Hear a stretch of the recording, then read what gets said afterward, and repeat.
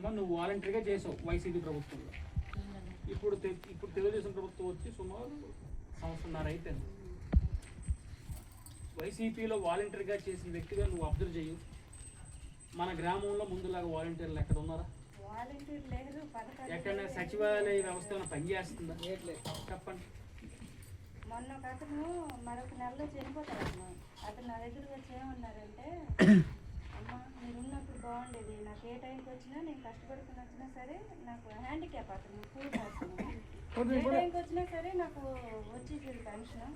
ఇప్పుడు ఏంటంటే ఒకరోజు కూలి మానుకు నేను ఉండాలి ఇక్కడ, ఒక రోజంతా వీధుల నించోవాలి, నించుంటే వేస్తాను. అది తేడా. మీరు అది గమనించండి.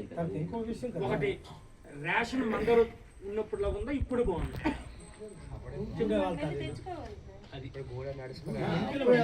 మన ఇంటికి వచ్చింది.